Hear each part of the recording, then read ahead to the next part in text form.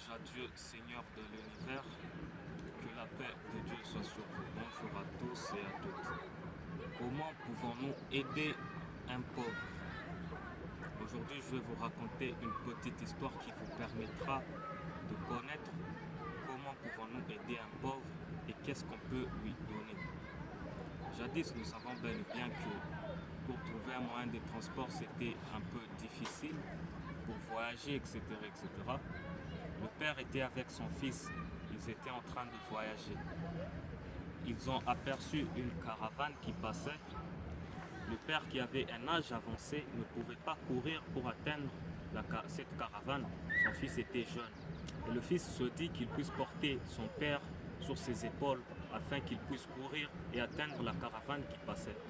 Et quand le fils a porté son père sur ses épaules, le père s'est mis à pleurer. Le fils lui posa la question: « Mais père, pourquoi pleures-tu?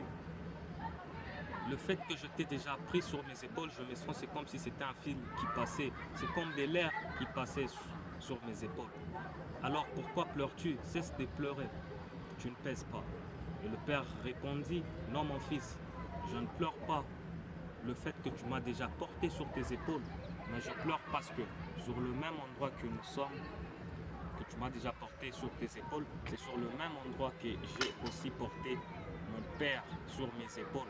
Et voilà qu'aujourd'hui, c'est mon fils qui est en train de me porter sur ses épaules. Et je me rappelle la règle qui dit: comme tu fais, on te fera tôt ou tard. » Voilà, c'était ça l'histoire. Qu'est-ce que cette histoire veut dire? Cela veut dire, la leçon morale de cette histoire est que ce que tu fais aujourd'hui, c'est ce que l'on te fera aussi tôt ou tard. Tu as sémé le mal, tu récolteras le mal, tu avaleras ce mal, et ce mal que tu avaleras aura un goût amer, et encore trop amer de plus que même ce que tu avais sémé au départ. Tu as sémé le bien, tu récolteras le bien, tu avaleras ce bien, et ce bien que tu avaleras aura un goût délicieux, de plus que même ce que tu avais sémé au départ.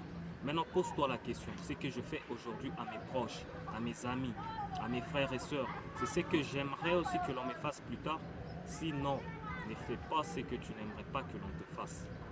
Maintenant, quand on parle d'aider les pauvres, qu'est-ce qu'on peut donner à un pauvre? Ce qu'on peut donner à un pauvre et comment pouvons-nous lui donner?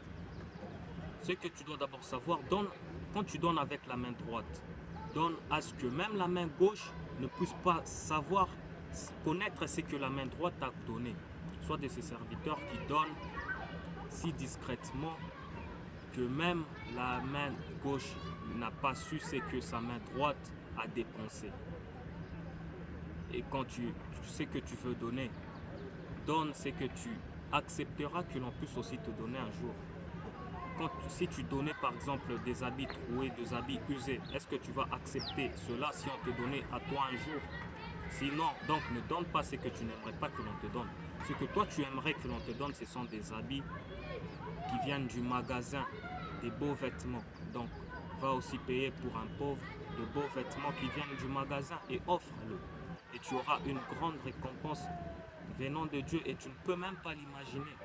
Car la récompense de Dieu dépend de l'origine de l'acte et de l'intention. Tu donnes dans quelle intention? Dans l'intention d'épater les gens ou de plaire à Dieu. Donne dans l'intention de plaire à Dieu et espère la récompense venant de Dieu. Ce sont de ces serviteurs qui donnent avec la main droite et même la main gauche ne sait pas ce que la main droite a donné. Que Dieu nous facilite la compréhension, qu'il nous donne cette main légère qui a l'habitude de donner. Que Dieu nous guide, que Dieu nous guide. Que la paix de Dieu soit sur vous. C'était les chercheurs Gustavo.